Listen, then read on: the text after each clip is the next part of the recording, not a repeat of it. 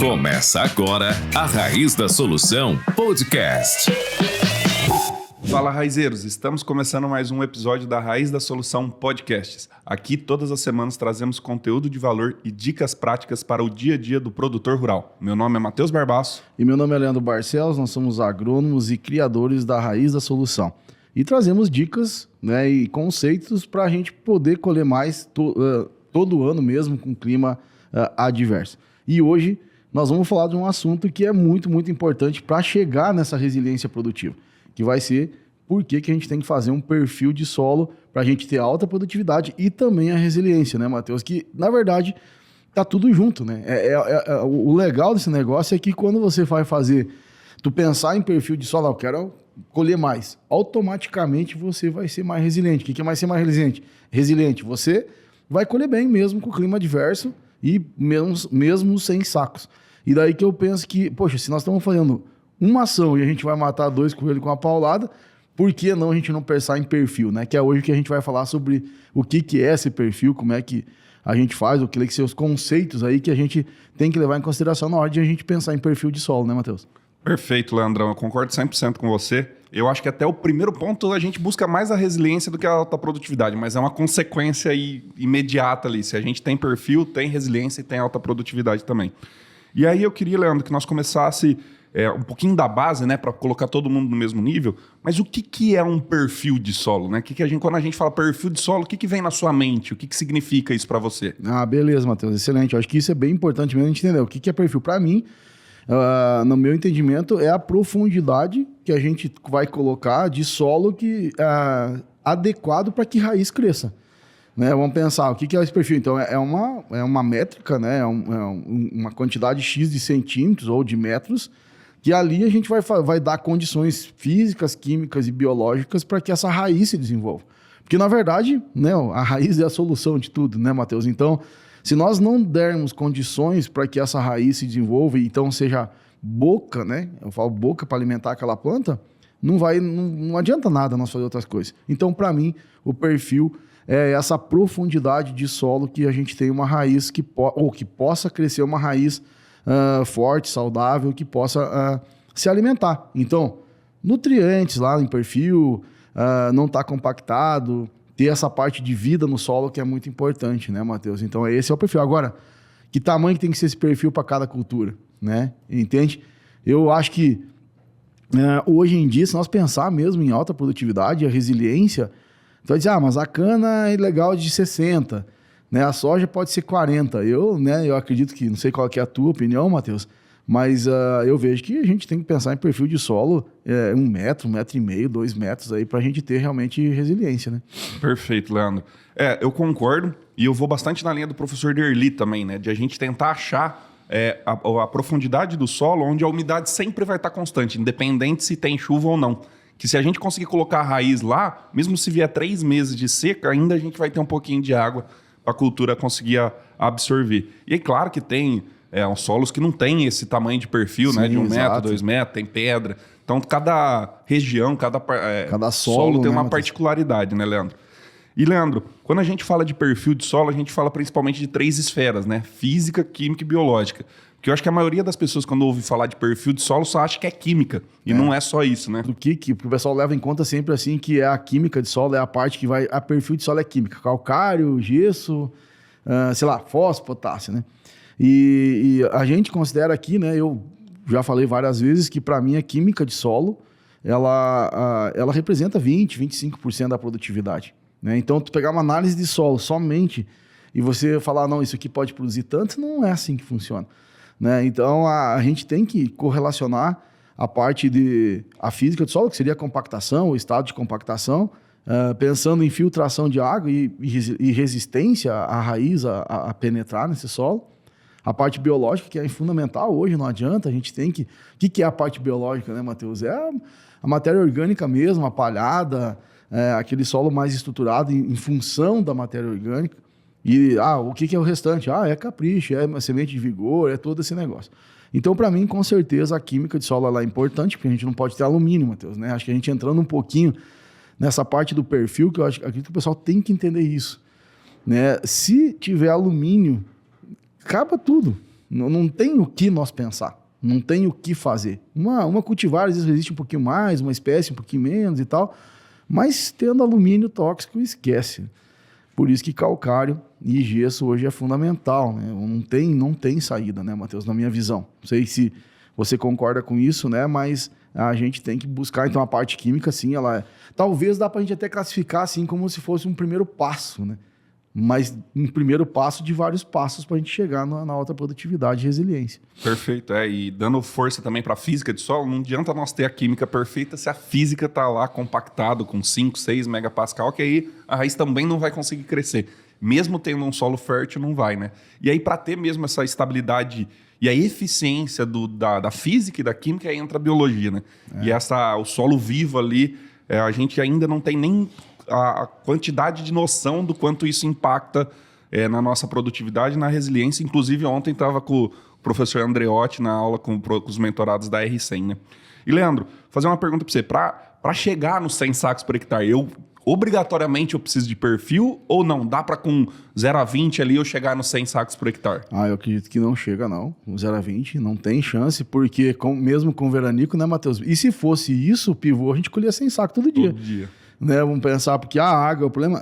eu acho que talvez o maior legado que a gente tem que deixar nesse país ou no mundo é que a água não é a solução.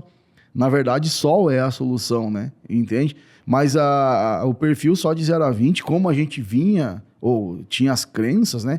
E hoje até dentro de órgãos oficiais e tudo, sempre foi aquela história do 0 a 20. Mas quando a gente colhia 40, 50, 60 sacos de soja, 100 sacos de milho, 250 arroba de algodão, né, 20 sacas de café, né, 50, 70 toneladas de cana. Por quê? Porque não adianta o nosso clima, ele tem os veranicos, Matheus, né? E os veranicos, o que é veranico? 15 dias. Vamos lá, 20 dias dá para considerar um veranico. Então esquece o 0 a 20. Não tem choro.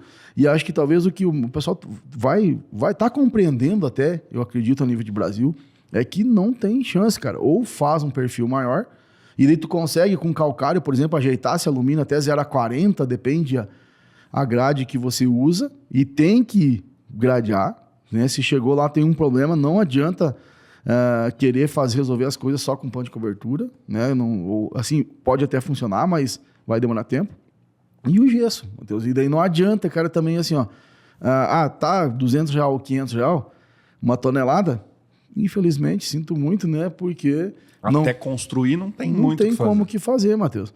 E daí a gente falando esse dia um pouquinho com o pessoal do Mato Grosso, mas o gesso custa R$500, tá? Quantos hectares você planta?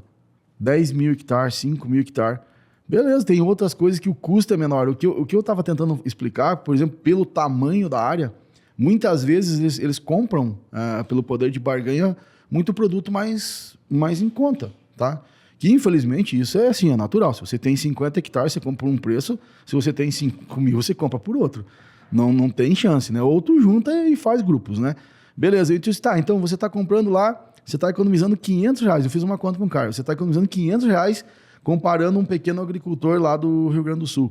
Eu disse, R$500 te dá uma tonelada de gesso. Então, para de chorar, né? Uhum. Para de chorar e vai lá e compra gesso, cara. Né? Vamos falar assim, e outra, você tem o poder da escala. Né? Vamos falar assim, se você pode estar ganhando 7 sacos de margem, por exemplo, mas tu planta 5 mil. Talvez o cara que planta 50 tenha 15, tenha 12, que mão de obra, tudo diferente. Mas peraí, no final das contas, para quem que sobra mais soja? Então, eu vejo que, Matheus, é isso aí. A gente tem que trabalhar perfil maior. E daí a gente pode até falar um pouquinho, né? Quais os nutrientes aí, né? Que a gente pode falar um pouquinho, que daí não é só o alumínio que a gente tem que eliminar, né? Tem que ter outros nutrientes, né? Que você também fala muito bem nas suas palestras, Matheus, disso aí, né? De dados que você compilou de SESB e tudo mais, que você pode colocar um pouquinho também, acho que dessa parte do fósforo, né, Matheus? De como que tem que ser um perfil, né? Perfeito, Leandro. Acho que vamos entrar nessa parte química, mas eu acho que nós temos que reforçar cada vez mais esses benefícios, né? Então, quando a gente tem o perfil de solo, você falou muito bem que é principalmente por causa da raiz, né? Então, a gente fazer essa raiz crescer. Então, quando a gente tem fertilidade, até com o podcast do professor Tesoto, que foi semana passada, ele comentou, a raiz vai crescer onde tem nutriente, não adianta. Então, ela vai buscar esse nutriente. Então, quando você tem um perfil de solo, você põe essa raiz mais para baixo, você aumenta também o volume radicular mesmo em cima, né? Porque a gente está falando de perfil, nós está falando 0 a 20 também. Não é só 20, 40, 40, 60. Uma lavoura de alto potencial tem 60% das raízes do 0 a 20. Perfeito. Então, é um todo ali, né? Então, acho que melhora o contato do nutriente com a raiz, melhora quando a gente fala da parte biológica de palhada, a gente guarda essa água no solo, esse solo fica mais úmido, a gente segura essa temperatura. Então, são vários benefícios ali que vão favorecer a construção desse perfil de solo. E aí você comentou também que um dos pontos é o revolvimento de solo quando não está muito bom, né? Eu acho que antes de nós entrar no revolvimento de solo, é explicar assim, quais os pontos que a gente olha para se a gente vai revolver ou não, né? Isso é importante, né? Hoje, para nós, né, dentro da Raiz da Solução, grade, né? Vamos pensar grade de 36 polegadas para cima. No mínimo. No mínimo, né? Porque... O ideal 42. O ideal 42, mas hoje, Matheus, tem uma coisa assim que eu tenho falado assim para algumas pessoas. Nossa realidade a nível de Brasil, em termos de tratores, são fazendas um pouco maiores, que tem trator, por exemplo, uma grade de 42 polegadas, tem que ser um trator de 400 CV para cima, né? Então, tem muitos agricultores, e eu acho que até que a maioria tem tratores menores, né? Sim. Então, uma grade de 36, ela pode ser discos novos e tal, perfeito, vai lá, um trator de 200 e pouco CV, 250, 270, né? Vai puxar, então usa ela, não deixa porque não tem a 42, não, então não dá. Faz com a 36, usa uma quantidade de calcário que condiz ali e trabalha, né, com planta de cobertura, com gesso, que a gente ajuda, porque o alumínio... O legal do alumínio é que, vamos dizer assim, o gesso resolve o problema dele em profundidade, né? E, claro, se a gente conseguir ter pH, né? Você mesmo falando das palestras, o pH tem... Quanto maior o pH, relacionamento direto com produtividade. E o gesso, não como o pessoal fala, mas não influencia muito nisso, né? Então, esses nutrientes, o que a gente leva em consideração para a gente revolver o solo? Assim, não tem jeito, temos que colocar a grade... Fora a abertura, né? Quando a gente está abrindo terra, não tem jeito, gradão, tudo certo. Mas para nós é fósforo, né, de 20 a 40 e magnésio de 20 a 40. Né? Uma quantidade que a gente fala, tem que ter lá seus 15 ppm, 10, 15 ppm, senão baixou de 10 a gente revolve, coloca fósforo e revolve o solo.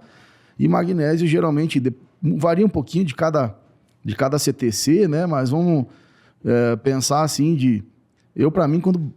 nosso número é 0,5 centimol ou 5 milimol, né? Mas se pegar uma CTC mais alta, né, pode ser um pouco mais. Então eu penso assim, baixou de 10% de CTC, de magnésio na CTC, para mim é um índice que tem que... Assim, não é que tem, a gente pode ajeitar, mas leva tempo, né?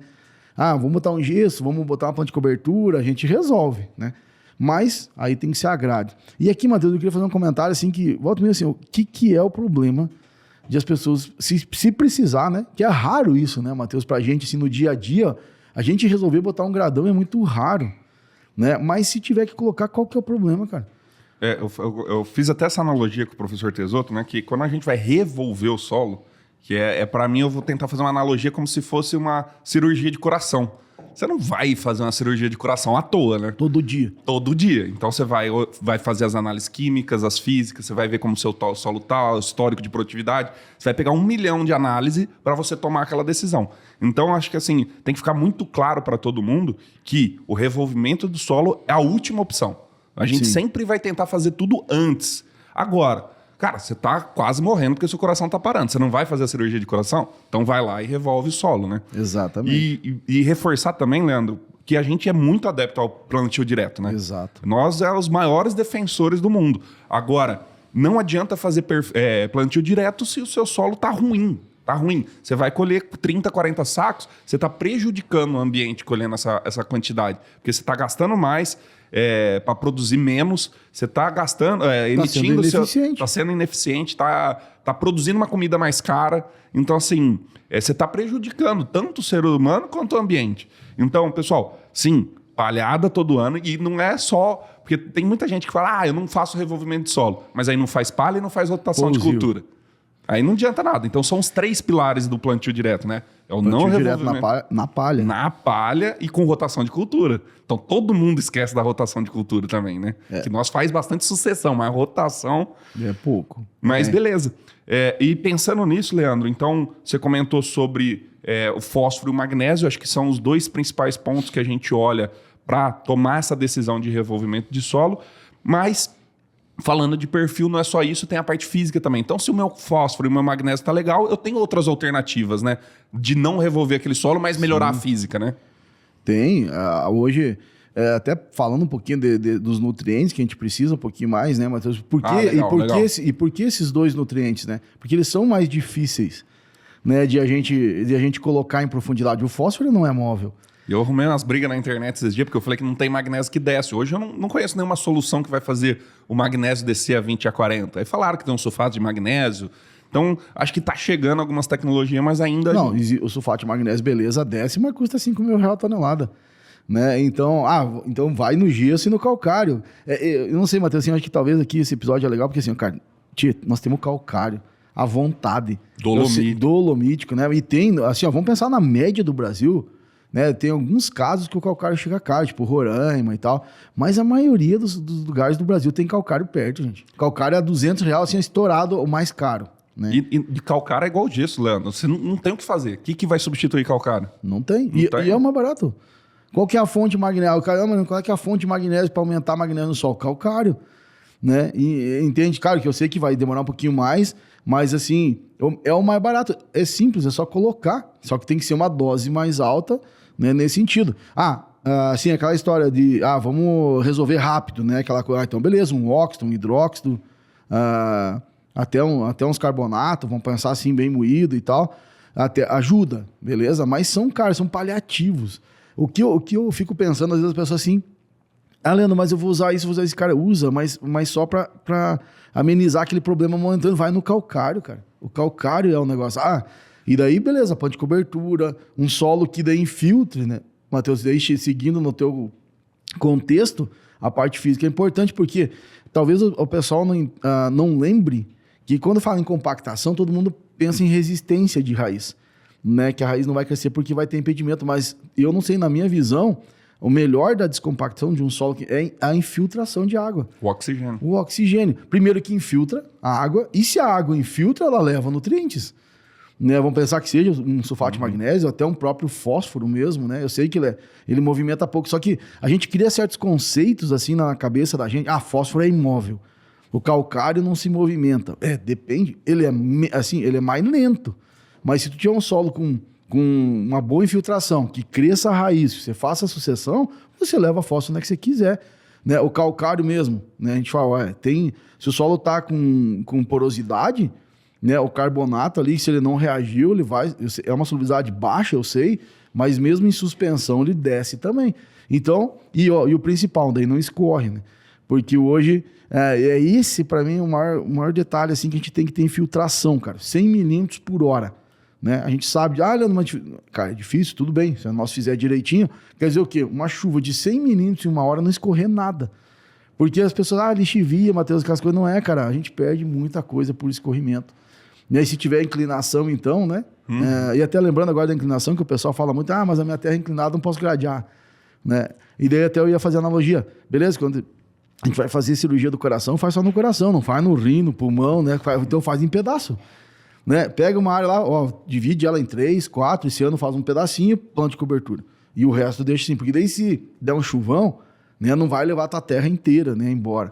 Então vai fazendo aos pouquinhos, né? Faz um pedacinho, plano de cobertura. Faz outro pedacinho, plano de cobertura. Porque, Matheus, aí essa história, né, do fósforo, eu lembro bem, que hoje, graças a Deus, né, até os pesquisadores mais renomados entenderam que fósforo tem que ter de 20 a 40. E não tem choro, né? Então, a gente tem que colocar esse fósforo lá de uma maneira ou de outra e é viável. É viável. Retorna o dinheiro rapidamente, né? Então, acho que a gente pensar aí, começa então a interagir, né, a química com a física aí, perfeito. E depois a gente faz um balanço de tudo. Não, perfeito. E ainda, nós tem mais nutrientes sobre o perfil do solo, sim, mas eu queria fazer essa conexão ainda nessa analogia da cirurgia, né? Então, quando a gente precisa revolver o solo, na minha opinião, é uma cirurgia de coração. Mas se está compactado, você não é obrigado a revolver. Você pode descompactar através de implemento ou através de plantas de cobertura. Isso vai depender muito da intensidade que está aquela compactação. Porque se sua química está boa, né, de fósforo e magnésio, principalmente no 20 a 40, não tem motivo nenhum para a gente tombar aquele solo que só vai prejudicar. E aí, fazendo analogia lá com a cirurgia, quando a gente faz um descompactador, né, um subsolador, depende de como o pessoal chama, mas não tem esse revolvimento de solo ou é mínimo esse revolvimento de solo. Então a gente ainda mantém o plantio direto, né, descompacta aquele solo para ter infiltração, para ter oxigênio e para a raiz crescer mais rápido. E aí não é uma cirurgia de coração, né? Aí é só um catéterzinho lá que você vai lá, põe e tira. Você não está trocando o coração.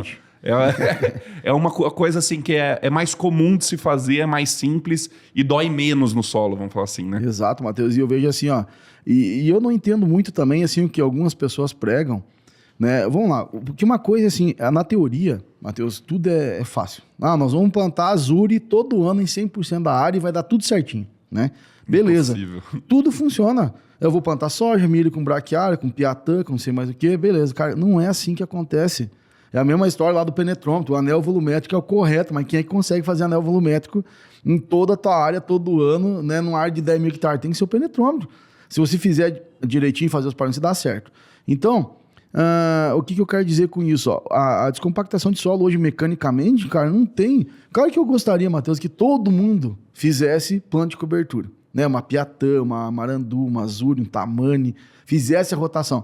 E é o nosso sonho, é o que a gente busca. Nós queremos um dia, quem sabe, o Brasil inteiro não precise mais de subsolador se realmente essas plantas funcionar do mesmo jeito. Só que todo ano também, um ano colhe na chuva, o outro ano não colhe na chuva, e a gente sabe que plantas de cobertura também é uma raiz, ela não é super poderosa não, né? Vamos falar assim que arrebenta qualquer coisa. Né? Tipo assim, pega um sistema radical de uma azure, beleza, mas todo mundo usa uma piatã. Ela atravessa 5 megapascal de compactação. Não atravessa, cara, esquece.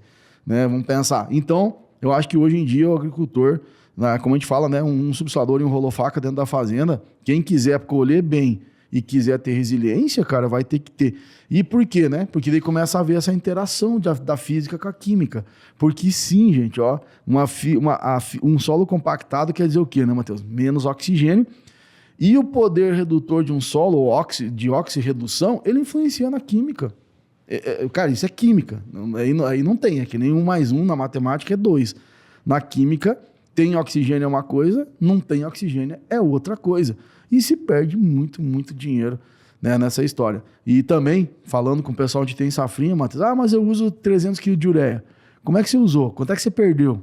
Né? Uhum. E tá vindo a conta do nitrogênio, cara. Tá vindo, as pessoas vão ter que acordar que tá vindo a conta do N.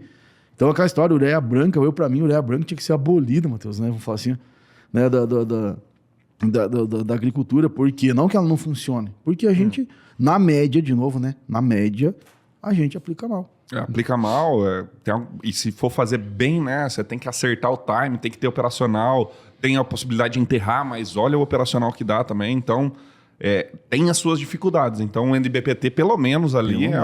É o mínimo, né? Perfeito, Leandro. Então você já comentou também sobre o penetrômetro, né, que é como avaliar essa física de solo. Então, pessoal, a recomendação da Raiz oficial é o uso de penetrômetro, de preferência o digital, né, porque é mais fácil, sai o número, você fica com um relatório para você ver histórico também. Só uma dica rápida, tem que ser com umidade de campo, então solos arenosos, 2 dias ali depois da chuva já pode fazer o penetrômetro. Os argilosos de 2 a 3 dias ali, depois que, vamos falar assim, infiltrar a água mais densa ali, você pode penetrar também. Não fazer na seca, senão o resultado vai sair errado. Mas até tem um resultado, Matheus, interessante lá acho que foi do professor lá de Lavras, acho que é Bruno, o Carlos, não lembro. Que a gente pode, porque a gente pensava assim, deu uma chuva, espera um dia, faz, né? Tipo um dia só. E ele mostrou que pode fazer uns 3, 4 dias depois de uma chuva, tu pode fazer que a variação vai ser pequenininha, né? Então dá tempo de a gente fazer o penetrômetro, né? Não, e quanto mais matéria orgânica, mais palha você tiver na água, na área, mais tempo essa umidade vai ficar ali, né? Isso perfeito. Aí. E ainda faltando alguns nutrientes, mas aí esses aqui a gente consegue, vamos falar assim, descer através dos fertilizantes. A gente tem o cálcio, o enxofre e o boro, né? Eu acredito que essa trinca, fósforo, magnésio, essa quinto, né? 5 vezes, né? Fósforo, magnésio, cálcio, enxofre e boro, acho que é os principais elementos do perfil do solo. Claro que todos os outros, se a gente tiver, também ajuda, né, Leandro? Mas eu acho que esse daqui são os principais. E aí, falando principalmente de cálcio e enxofre, aí a gente entrar um pouco mais profundamente na questão do gesso, né? Hoje, qual que é a sua opinião? Se é gesso todo ano, se a gente pode pular um ano? E qual a dose recomendada que você realmente na prática você faz, Leandro? Tá, beleza. Gesso, eu sempre falo, quando a gente está começando, que a gente está com um problema, né, de alumínio em profundidade, tem que ser o gesso. É o mais rápido, né? E depois a gente vai falar um pouquinho do enxofre elementar, mas o gesso ele já está na forma ali, solubilizou, ele desce na forma de sulfato de cálcio, vai chegar lá e vai neutralizar alumínio. Então, agora, quanto é que é a dose? Eu faço sempre 2 colocações. Num primeiro momento, o que é o fato? É o alumínio. Nós temos que acabar com o alumínio, pelo menos ali até 60 centímetros. Nós temos que acabar com o alumínio e depois, com o tempo, até mais para baixo mesmo, tem mais em profundidade. Então, como é que eu faço a conta? Se a gente vai colocar gesso todo ano mesmo, eu faço uma conta de 35 vezes o % de argila, a porcentagem de argila. Tenho lá 30 de argila. Então, 1 tonelada de gesso todo ano, até que ali aos 60 a gente não tenha mais alumínio e tal. Mas Leandro, não tem operacional, porque eu acho que isso hoje que um agrônomo tem que entender, o financeiro, o operacional e o técnico, cara, tem que juntar, não tem chance, cara. Então, vamos lá, nós temos dinheiro para colocar e nós temos operacional para fazer todo ano, que seria o ideal? Beleza. Não tem? Vamos fazer a cada 2 anos, então, o gesso? Na minha visão pode, porque a gente vai ter que colocar calcário, então dá pra gente fazer. Aí, se eu vou fazer para cada 2 anos, eu faço o dobro, 50, 60 vezes a porcentagem de argila e faço a cada 2 anos. Só que tem que medir, né? Todo ano, atitude de precisão, fazer análise de solo pra gente ir vendo. Agora, daí chegou no ponto, Matheus, que eu acho que, acabou o alumínio, né? Vamos pensar ali, porque aí eu acredito que geralmente o gesso, ele não vai ter um enxofre na camada 0 a 20, ele não consegue levantar, aumentar o nível, né? Aí é só com enxofre elementar mesmo. E aí faz a troca. Então, 1 ano gesso, 1 ano enxofre elementar, tu pode até barganhar, não, esse ano enxofre elementar tá um preço bom, vai no enxofre, né? Daqui a pouco o gesso melhorou, vai no gesso, mas tenta daí depois, no segundo passo, aumentar enxofre na camada 0 a 20, Matheus, e esse nutriente, né? Para quem já deu um passo, né, que já tá com o perfil mais alto e já tá com os seus 80, 85 sacos, né, pensando em nutrientes, o enxofre ele é fundamental na camada 0 a 20 porque ele está diretamente ligado a teor de proteína, seja em qualquer cultura, né? E daí proteína é peso de grão, né? Peso de qualquer coisa, o gesso está influenciando, e a gente tem que aumentar as doses ou colocar enxofre elementar, e daí pode fazer uma casadinha calcária, que a gente pode falar daqui a pouquinho, um pouquinho mais sobre isso. Perfeito. Eu só ia fazer um detalhe também, que às vezes o cara tá lá com argila de 80, 90, umas argila muito alto.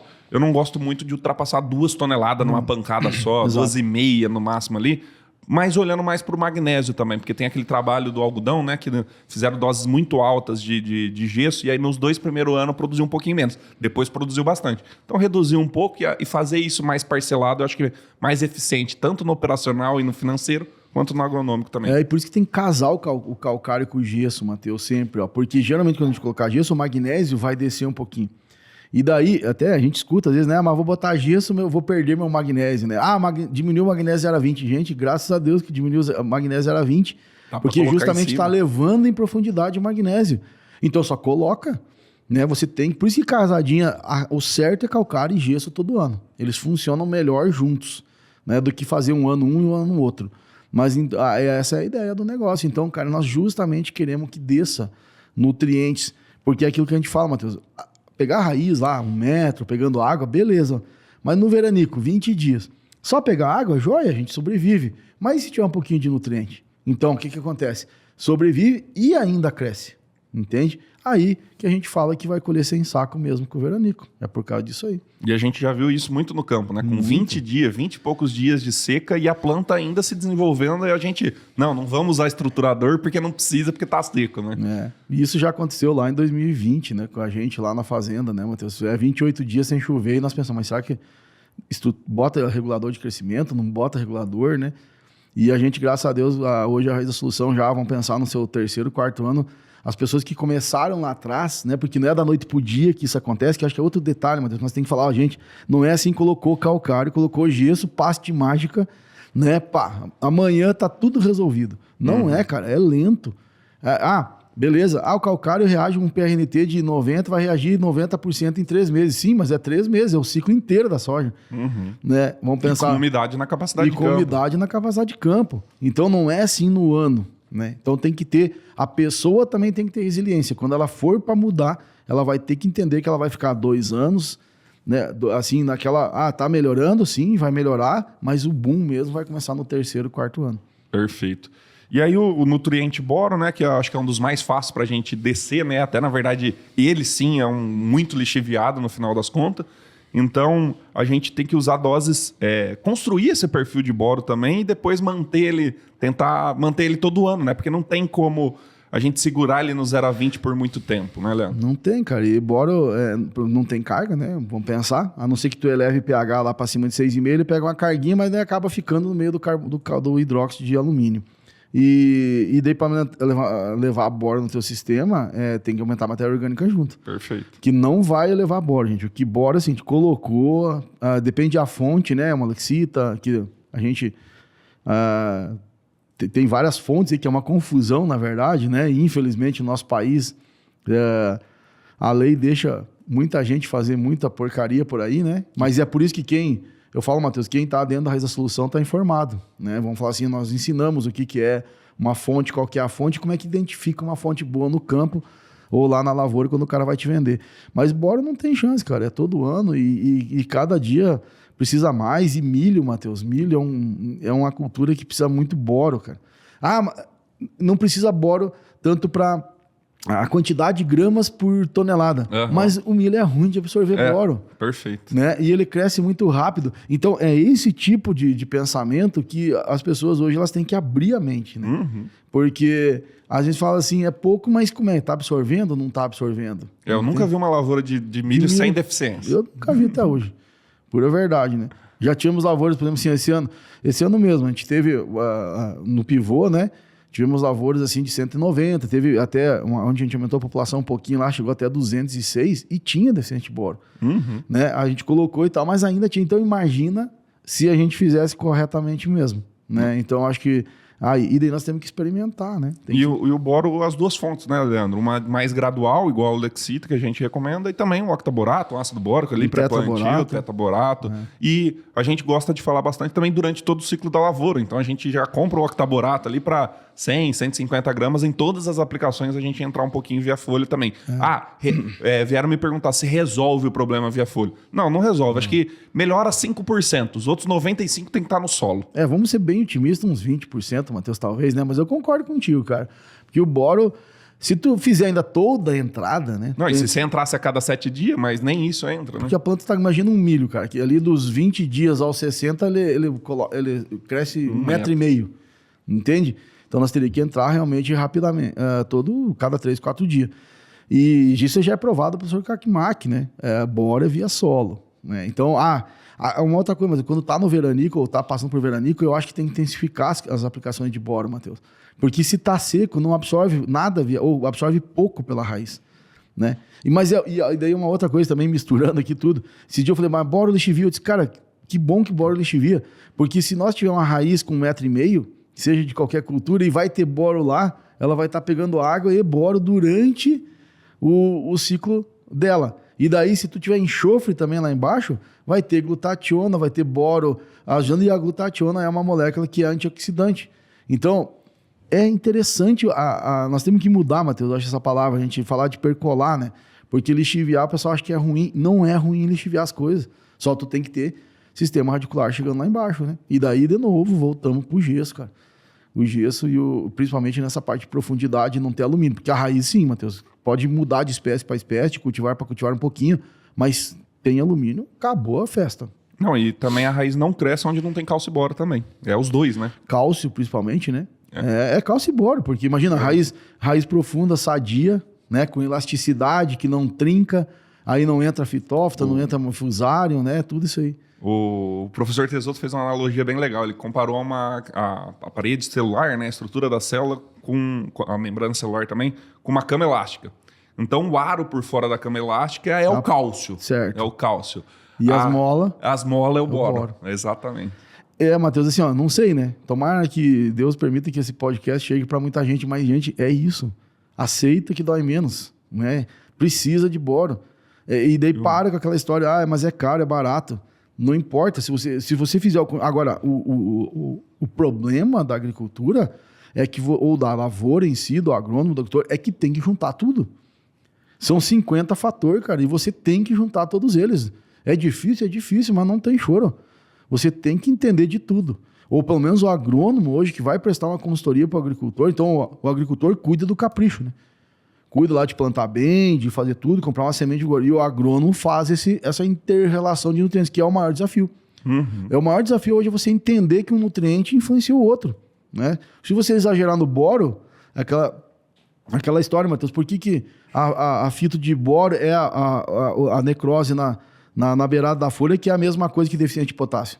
Porque boro em excesso diminui a absorção de potássio. Boro na quantidade certa melhora a absorção de potássio, mas em excesso ele piora a absorção de potássio.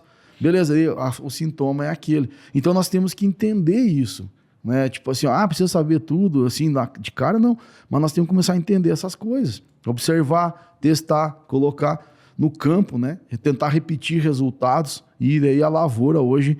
É que a gente tem nossa centro de pesquisa, beleza, se Deus quiser nós vamos testar muita coisa a partir do ano que vem. Esse ano já está enorme, mas ano que vem tem muita coisa para a gente fazer. Mas o agricultor tem que começar a fazer, cara, né? Nesse sentido. E daí para isso precisa entender um pouquinho, né? E por isso precisa estudar, Matheus. Sim. Jeito. Só mais um detalhe do boro, né, Leandro? Não sei qual professor que fala isso, mas o gesso, né, o enxofre do gesso vai neutralizar a camada 20-40 e o boro 40-60. Então, ele também ajuda essa neutralização do alumínio e deixa essa raiz mais resistente, né? Dá menos dano na raiz quando a gente tem boro ali. Isso é fato, é pesquisa, né? Quando você tem altos níveis de boro, o alumínio é menos tóxico, né? Porque ele reage lá e acaba indisponibilizando. É como se fosse uma válvula, né? O ideal é não ter alumínio, né? Mas se tiver alto teor de boro, também tem pesquisa mostrando isso aos montes, né? E boro, teoricamente, hoje ainda não é muito caro, né? Não dá nem para falar muito, mas né, vamos pensar assim, né? Pegando... É razoável. Razoável. É um investimento que vale a pena, né? Indo já mais para o final, Leandro, chamar o momento de desaprender aqui. Então, só para relembrar a turma, o momento de desaprender é um momento que a gente... fala de coisas novas, né? Que é algum conceito antigo que a gente tinha, algum aprendizado que a gente teve recente, que a gente teve que modificar, né? Então a gente teve que desaprender para aprender de novo.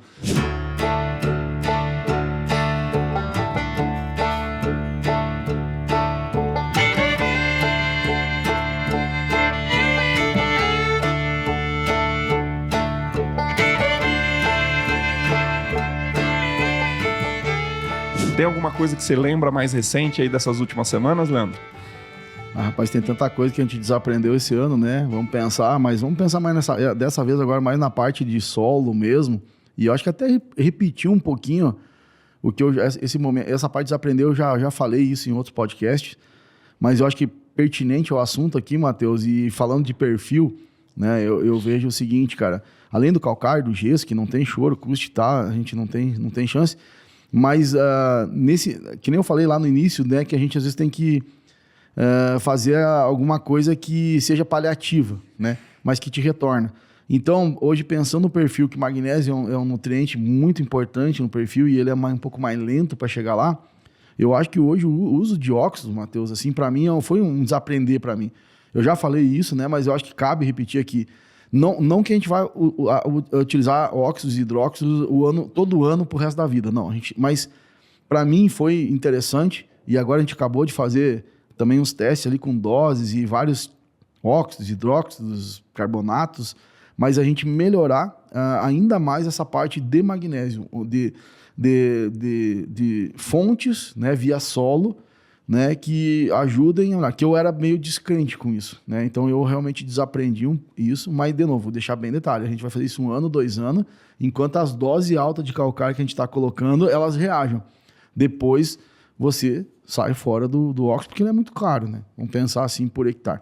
Então, mais ou menos, Matheus, nessa parte mais técnica hoje, não tanto sentimental, né? Porque até essas aí foram bastante esse ano, né?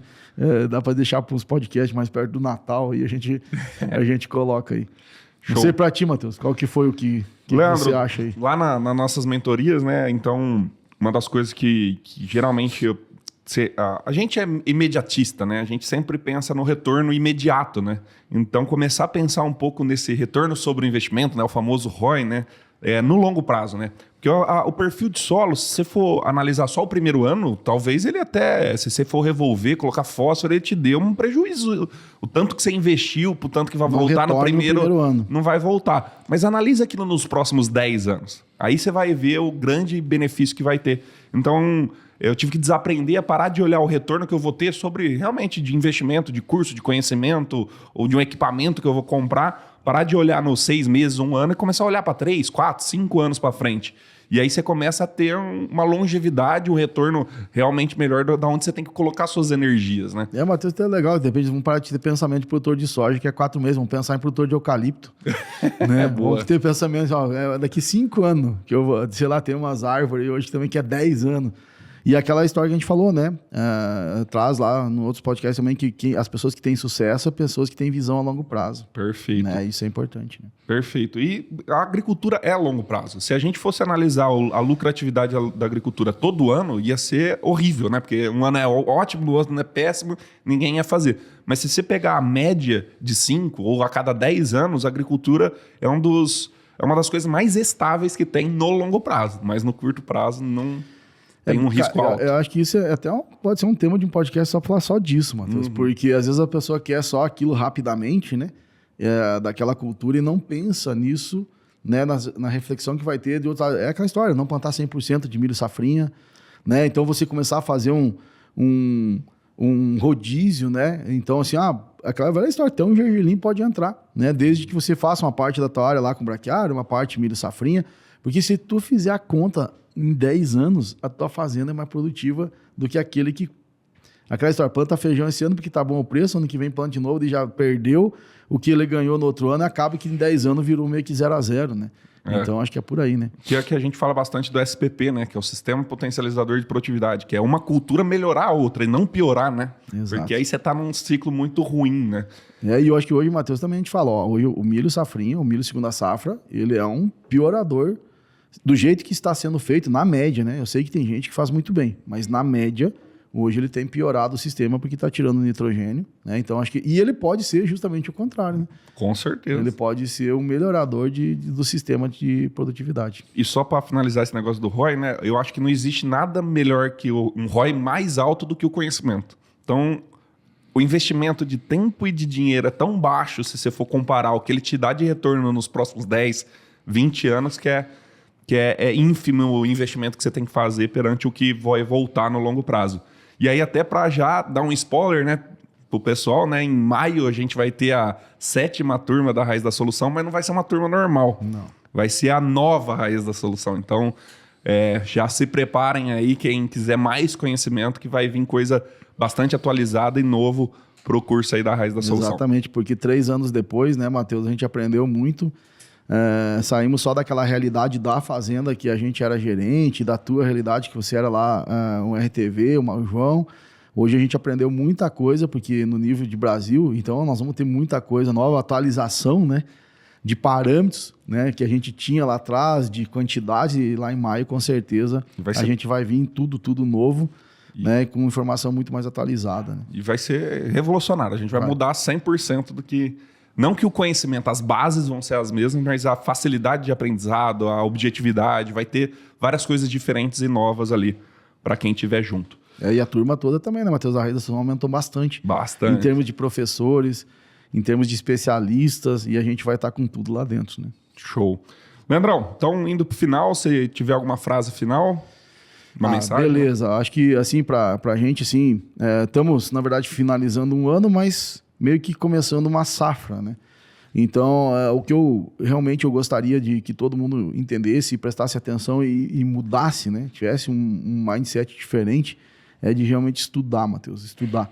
O agricultor que está dentro da Raiz da Solução hoje, assista às aulas, estude, leia, sabe? Tudo bem, se divirta e tal, mas se não estudar, não questionar, vai continuar do mesmo jeito. E a lavoura, queira ou não queira, cada dia está mais cara e não vai voltar. Os custos não irão voltar. Né? Hoje nós estamos num sistema de governo, de incentivo bem complicado.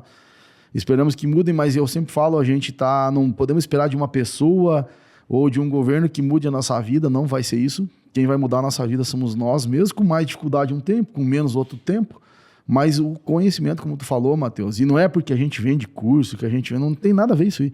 É conhecimento mesmo. E se você produz 50, 60 sacos, não é com milagre, é com conhecimento. Porque nós podemos dar dicas, Matheus, dar rumos para as pessoas, né? Mas o pensamento do agricultor lá dentro da fazenda dele, entendendo o que ele está falando, o que ele está fazendo, é a parte mais importante. Porque cada fazenda é uma fazenda. Temos uma base. Então, para a gente finalizar esse ano, e nós sentimos na pele isso, nós temos que voltar a estudar, né? A gente estuda meio diariamente, mas a gente já criou uma base, só que hoje nós temos que voltar a ter mais contato com as novidades. Por isso, nosso centro de pesquisa vai nos ajudar muito e conviver com esse tipo de pessoa, Matheus. Eu acredito que a gente hoje melhorou em muitas coisas, é isso que a gente vai trazer para dentro lá em maio da nova turma da Raiz da Solução. É isso, cara, essa evolução como pessoa, como conhecimento, e sim, nós temos que tirar a bunda da cadeira, como fala, né? Não tem jeito, e esse é o recado que eu dou, cara. Você quer mudar a tua vida, a tua família?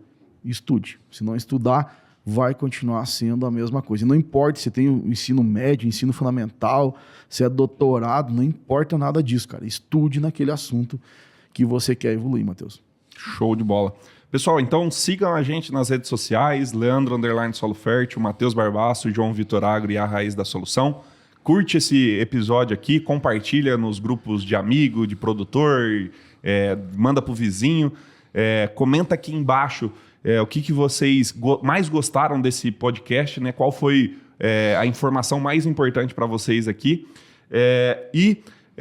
Vai anotando aí na agenda que na primeira semana de junho vai ter nosso evento presencial, que é o Arraiz da Solução Experience, que vai vir totalmente novo também, modificado e atualizado para a gente entrar na outra safra com tudo, né? Então já é um dos maiores eventos do agro do país. Acho que é o maior, Matheus. O educacional, com certeza.